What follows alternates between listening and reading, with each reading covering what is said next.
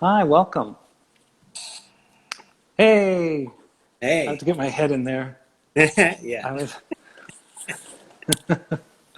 great, good to see you. We can get just started doodling, but I just was trying to think, like, how do we know each other, Zach? Yeah. When did we meet? Do you Uh, recall? you know, it's funny. I don't actually remember a specific moment. Yeah. It always sort of culminates around a um, a transformer auction. But I'm sure Yeah. we met at a gallery at some point. Right. Right. But yeah, for me, it's like my memory always exists as a 2 year period. So it exists as you being the person to buy a drawing of mine at Transformer Auction, and Right. me feeling really excited to have won your drawing the following year. And so it was like felt really cool. So that's yeah, I get that would be about how that worked, and we were part of a community that DC Yeah, created, and that's cool. So great, yeah, thanks. Yeah, I sometimes like to say that just because it's like, yeah, here we are. We should probably figure that one out. And right.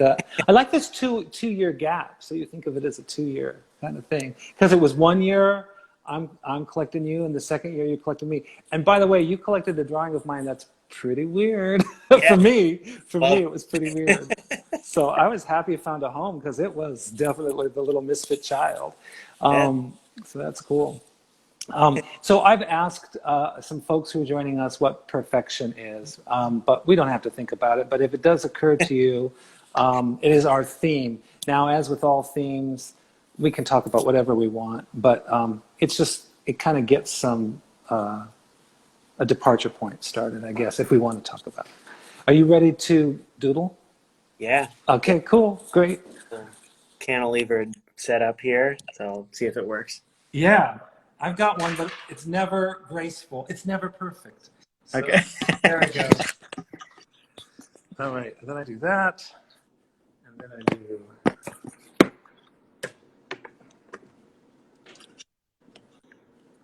that.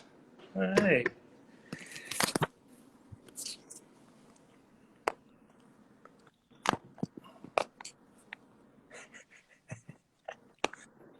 Okay. And you know that your part of your drawing will be at the bottom of the page or the bottom of the frame, and mine's kind of at the top. I didn't do that for any reason. It's just kind of how it works out with the split screen. Yeah, no, totally. I like it. We're like we're almost like the inverse of one another. Like our hands are both coming from the middle of the split screen. Oh yeah. It's a person who has just what would that be? Looks like two right hands. So Yeah, two right hands making a drawing together. That's that's nice. perfect. My grandfather actually used to practice that at night. That was part of one of his like cognitive exercises. Oh yeah. Yeah, was drawing with or writing and drawing with two hands at the same time. Wow. Cool. I recently um, attended well, not recently. It was about a month ago. I attended a demonstration of automatic like drawing. So it wasn't necessarily doodling, but it was more kind of like trance drawing. So it was an artist that uses drawing to kind of get into a trance. Oh, that's And, cool. and that was something he did. He was drawing with both hands at the same time. And I guess it kind of prepared him to be more open to when he was drawing what he would, whatever would come to his mind. Yeah. Sure. Yeah. Well, So what you mentioned your dad doing that. What was the reason for it? I mean, it was just something he did, or was that some kind of was it part of his job, or just something he was interested in? well, no, it's my grandfather, but Oh, grandfather. yeah, Right. I think a lot of the time when I would stay over at my grandparents, I think I would just become aware of different things about them Uh-huh. that I wouldn't have normally known about them. So it was, Oh, cool. yeah. So they were all I could see that my grandfather was always very interested in like what I could probably sum up as like anything that had to do with life extension or like Oh, staying wow. mentally sharp, especially I think like as he got into his 80s. Uh-huh. Uh, and so I think this was just one of those things. I never really wanted to interrupt him, but I have a great photo of him. He fell asleep with a pencil in each hand, like That's a, in mid exercise. It's pretty great. so but there are other people in your family that liked to draw or make art or were creative in some way? Yeah, actually, yeah. Oh, It's wow. actually a side of my family that I don't know very well. Both of my second cousins are, one's a photorealist painter, Oh, and wow. one is an abstract painter. That both live here in California, but they're Oh, um, quite a bit older than I am. But yeah, interesting. it's in the family. Interesting.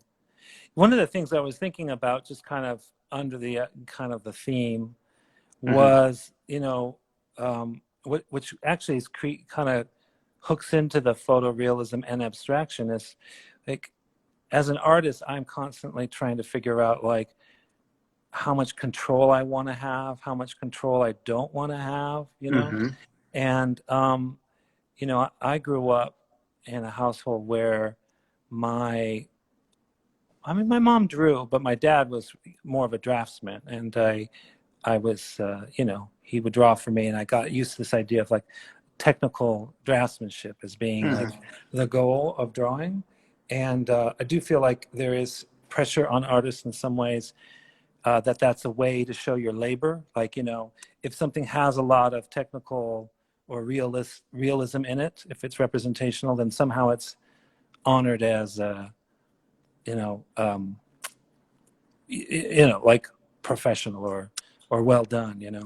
Sure. Yeah, Because and insofar as there are many, anything can be a technique, I suppose, and it kind of comes down to what the approach is. But I yeah, think that, yeah, certainly technical drawing is so, it really is about, your own, like the mechanics of your hand oftentimes, right. and like how well you can, subvert what maybe a normal tendency would be to almost become more mechanical yourself. Mm. Um, Hmm.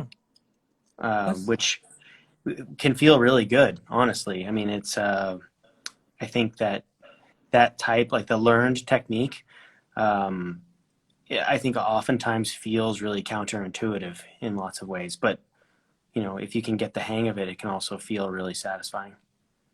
and you at one point in your work were working more representationally, Hmm. and then I know from seeing your paintings online and seeing them years ago, you started to work more abstractly, I guess you could say, yeah. Sure. Yeah. And what kind of how did that happen?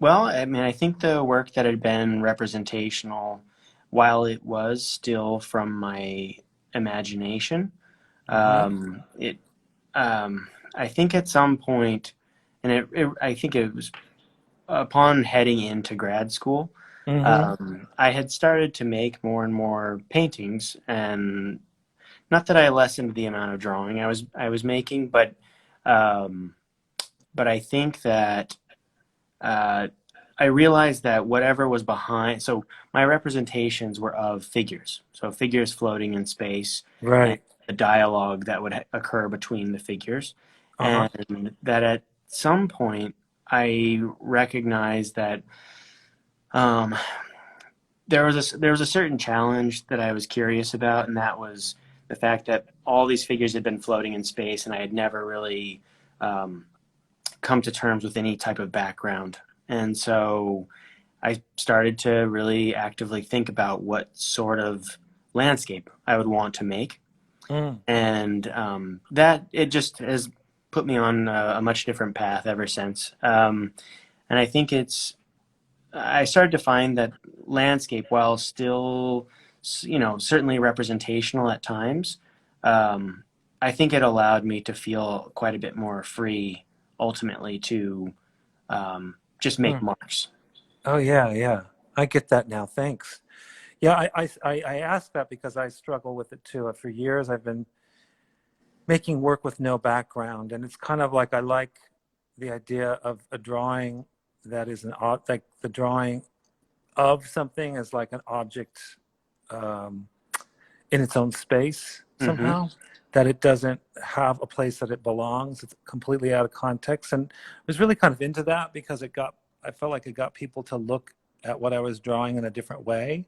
Sure. And also when it got to doing backgrounds or thinking about the background and the foreground, I just lost interest. I just, Yeah.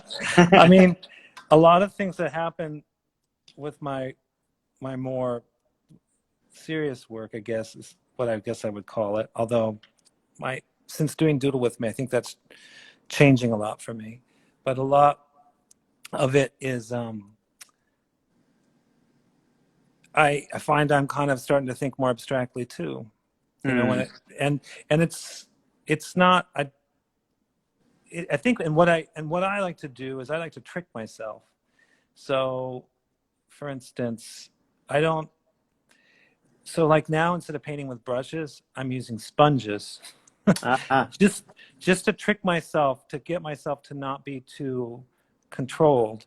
You know, I applied for Cal when I applied for Cal Arts a long time ago. That was for grad school. Mm-hmm. I made it in. Woohoo! Yay!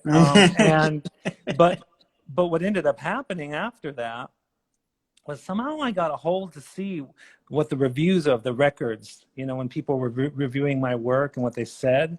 Mm-hmm. And the work, I guess, according to them, the work I turned in for my application, people wrote like repressed, or I thought repressed, which was really interesting. Yeah. So something in my work, I'm battling a certain amount of like control, you know? Mm-hmm. So a lot of times I'll try to trick myself, you know, to making work in ways I wouldn't do, you know, or make something into a game or something. It's ridiculous because you know, after a while it's like, you know, just enjoy yourself, right? Yeah, yeah. Well, certainly, but I think that I think that that's something that I can certainly relate to. I mean, setting up some sort of system, if for no other reason than to, undo that system ultimately is, it. I think the mind needs food, and Mm. I think that that's something that we all have to, kind of figure out what it is that nourishes that creative process, right? And so if what that is just something to push against, then maybe it is that simple sometimes. That it's okay. I'm really good with my dominant hand. I'll switch to my non-dominant hand. Like Yeah, yeah. um, and sometimes it can be the catalyst. It doesn't have to be a big thing, and then it can just alter the way you're thinking just enough. And because it's those little tiny changes sometimes can be the most meaningful. Mm. Yeah, some of the best stuff I've made was when I really wasn't thinking about it, because a lot of a lot of the stuff, I mean, there's a lot of thinking time that goes on when I'm making my drawings, you know, and because I make them on a larger scale, there I think I can step away and look at them almost like a painting, even though they're just in ink or in graphite. Mm-hmm. But it is a kind of a funny thing where I think, God, I'm going to the studio and I should be more productive, but a lot of times I'm just thinking, or just even like trying to get to a point where I can make a mark, you know. Yeah. Oh, of course. and and I, you know, I think the idea of productivity and like all the things that people use in like a regular job to measure whether or not, you know, one is being a good employee. I mean, Mhm. it's not happening in the studio, you know. And I guess sometimes I have to remind myself, you know, if I'm my own boss in the studio, then, you know, I should just be a really cool boss and just not sweat it, you know. But sometimes I worry that makes me less ambitious. But I also want to be able to keep doing what I'm doing. I don't want to burn out. So Yeah, Yeah, totally. yeah.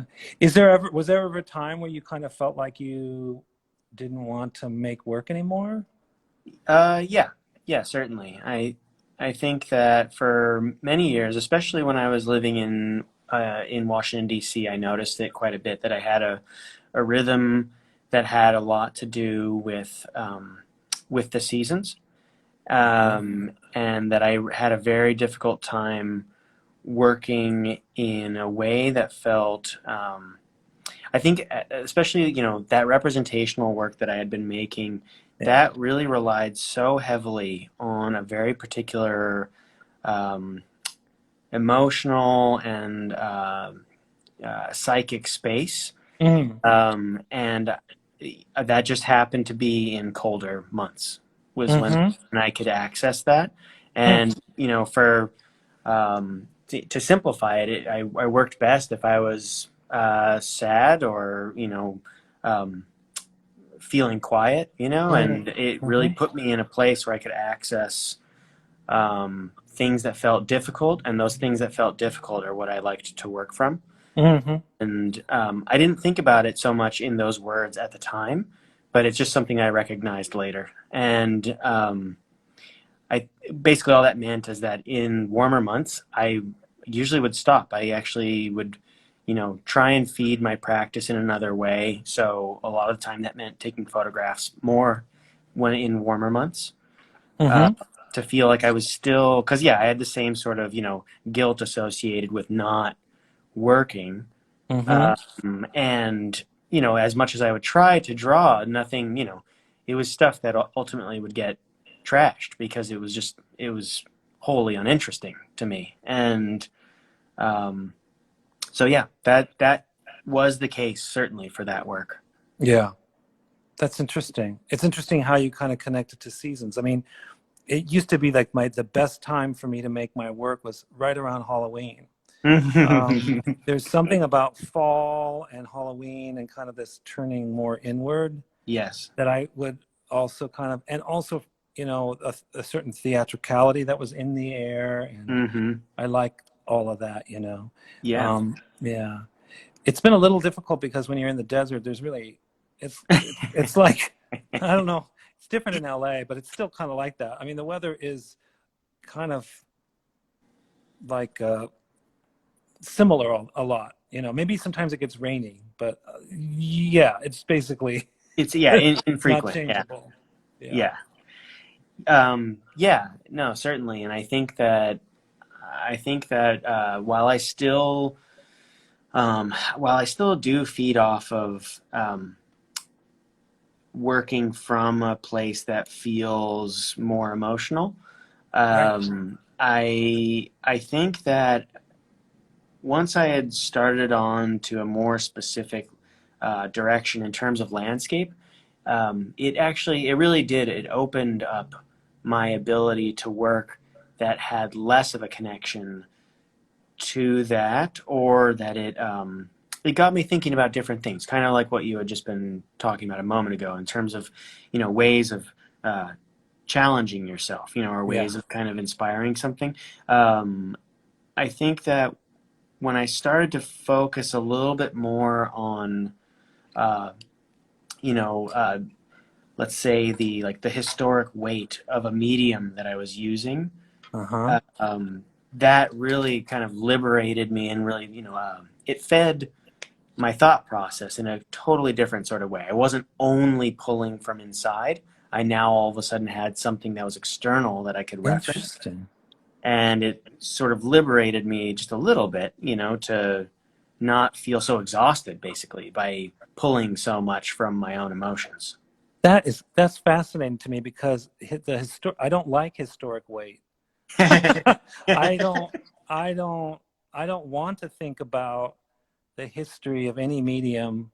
It's ridiculous because I'm a teacher, so of course I have to deal with it all the time, but it's really like, and I try to, I don't have a bad attitude about it when I'm teaching, like, oh yeah, this is Da Vinci, or, I don't do any of that. But it is kind of like, yeah, I like artwork not recognized as artwork. So I like a lot of like bad illustration or Photoshop that's not done well, or Uh-huh. I like all that because I like the awkwardness of it, and for me that's has an emotionality. It has Sure. an emotionality that seems to be. I think it's because it's a little embarrassing, and I like that aspect. You Yeah. know, but it's that so that's interesting. Although I mean I'm not saying all history, but I like uh, like I really like objects more than drawings. So it's just so funny that I do drawings. But I like lately I like Rococo, kind of King Louis, all sorts of like all that really like fancy stuff. Uh-huh. Um, because it's so different than anything you might see now, although it's also you see it everywhere in like thrift stores and junk shops. People try to imitate it. And I Sure. just like, why do people like this? Like, why do people want to collect this kind of stuff? Sure. And so I guess I'm a little bit of an anthropologist in terms of like the things I like from history.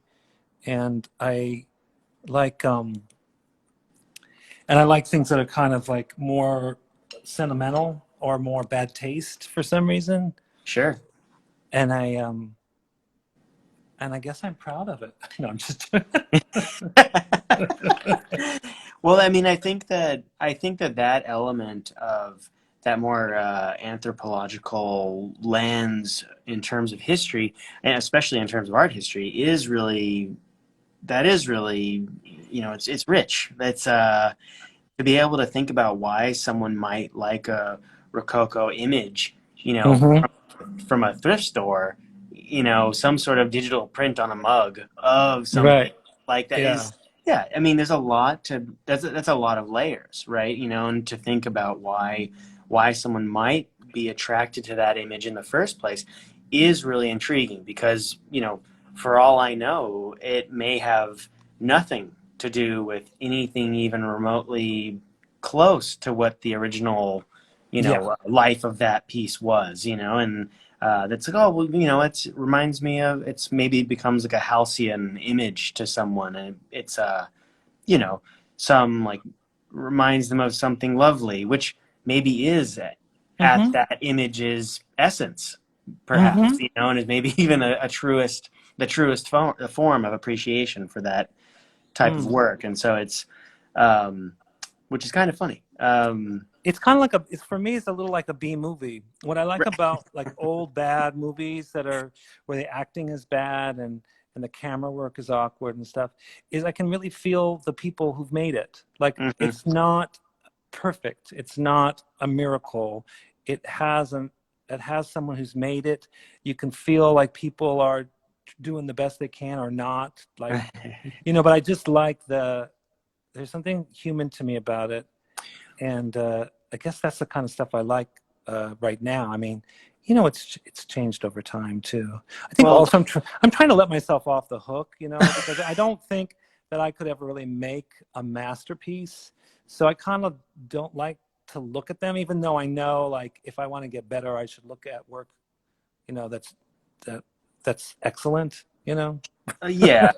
Well, I mean, I think does that then does that then also come into the conversation you had initiated at the beginning in terms of perfection? So um, is then is that human hand, that quality that you identify with, does that then achieve maybe something relative to like a personal definition of perfection for you?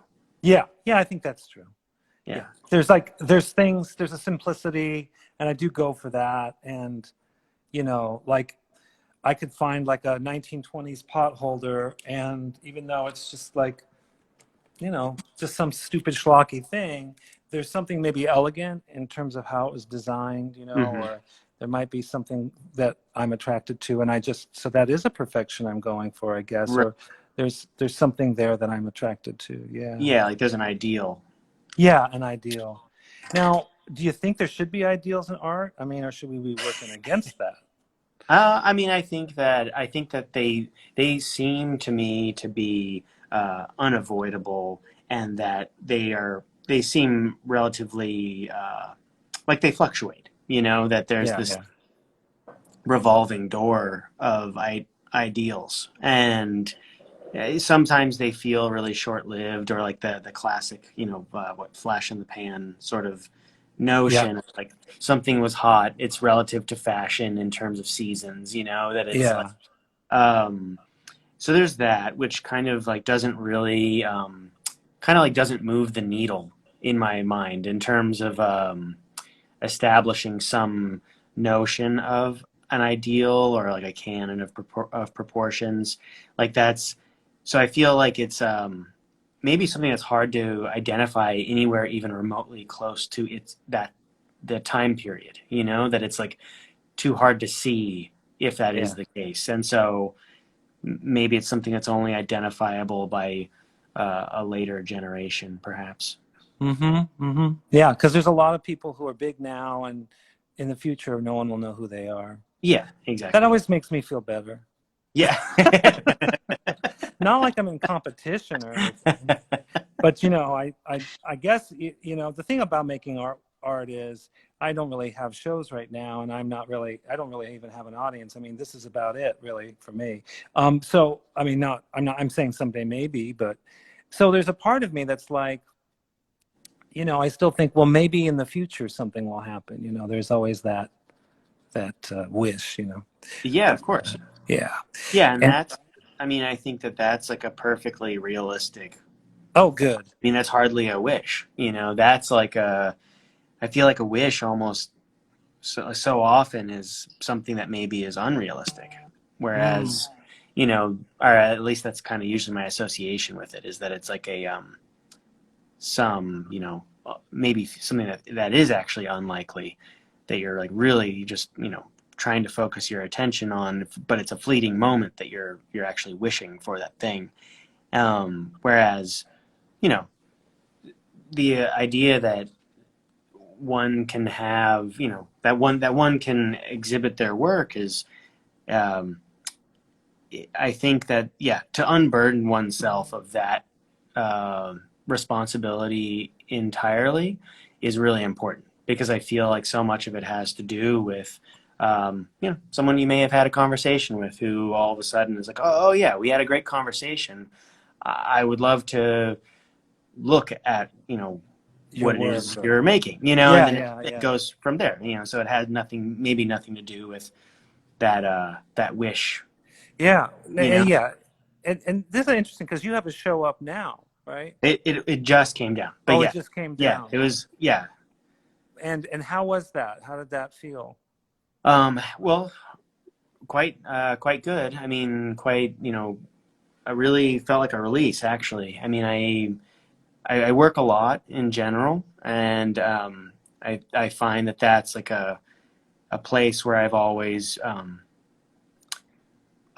found a lot for myself. So whether it takes on a therapeutic aspect by like giving me something to do, like, like in this pandemic, that was an immense amount to focus on Hmm. during some really, some troubling times. And so in that regard, it was very helpful personally.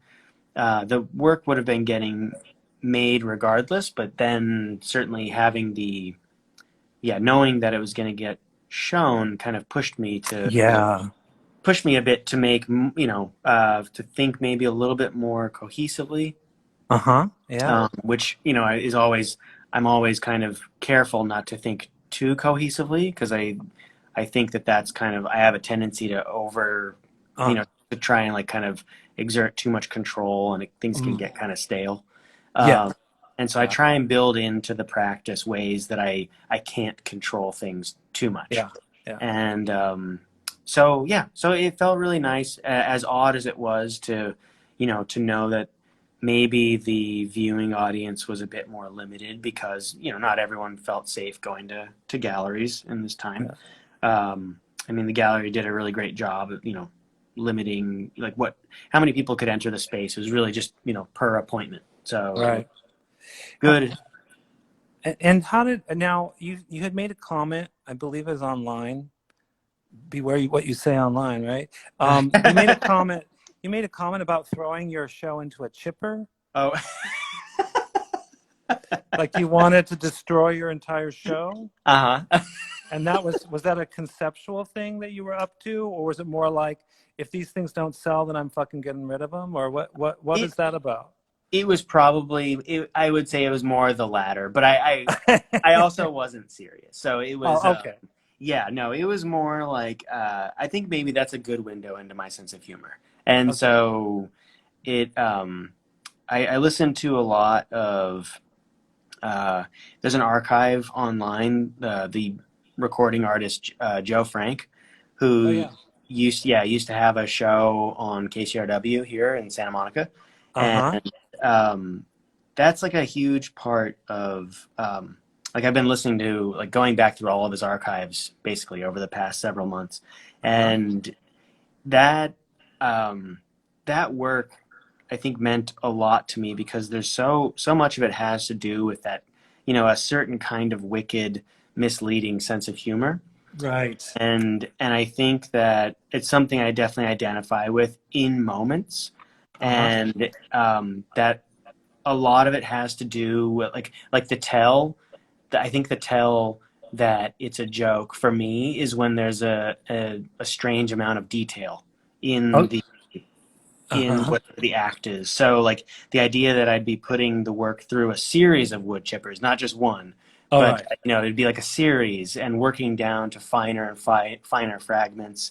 Um, really was something that kind of like tickled my sense of humor. Uh-huh. But yes, the place where it came from, the insecurity where it came from, is the idea that you know that nothing would sell, and that okay, now I've got all my paintings back. What do I do with them now? Yeah, no. So It's not like you don't like them anymore, love them no, I anymore. love them. It's Yeah, I love my yeah, paintings. yeah. Well, unfortunately, that's our time, and Awesome. we just feel like we just got started. But I have to keep it to a half an hour because that's what the gods have told me are important. Oh, your piece is great. Oh, thanks. Yours is too. Let me look a little. Wow, what did you use to make those dots? Uh, The I I just used a series of brush pens. Wow. See, now Yeah. I'm a brush pen person too. Oh, cool. I use these. Oh yeah, the Tombos. Yeah, those are great. Yeah. Although I'm running out. Yeah. So Yeah. that's say the name of your product, so in case we can get a little bit of merchandising going Oh on yeah. here. Maybe we can get a sponsor, right?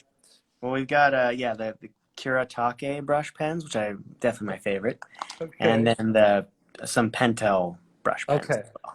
Yeah. Classic. Pentel always reminds me of the 70s because my dad had a Pentel marker set in the 70s.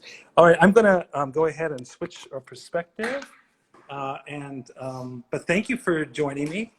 And Oh. oh, I like that sound. All right, well, thanks, Zach, for coming. And Yeah. it was great to doodle with you and just talk a little bit more. Cool. And yeah, and I'm glad that you're not putting your work into a chipper. Yeah. Yeah. All right. All So right. what I do now is I'm just going to sign off with everybody here, and I think you might have to press the X. Okay. There's like an X in your screen. I used to, or let's see. No. Yeah. Yeah. Okay. Go for it. All right. So I'll just go ahead and say, so everybody, thanks for joining tonight. We love having you here. And it's always good. I hope people continue. Thanks, Zach. I hope people continue to come and tell people about this. Take the time to do a little bit of drawing, a little bit of doodling, a little bit of just not thinking about anything but whatever comes to the top of your mind, because we don't get asked to do that enough, right? So that's my little motto for tonight. So next week, we will be bringing in Linda Hesh to doodle, and that will be Friday at 6 Pacific and Mountain Time and 9 o'clock Eastern Standard Time. And I thank you for all coming. Thank you, Zach.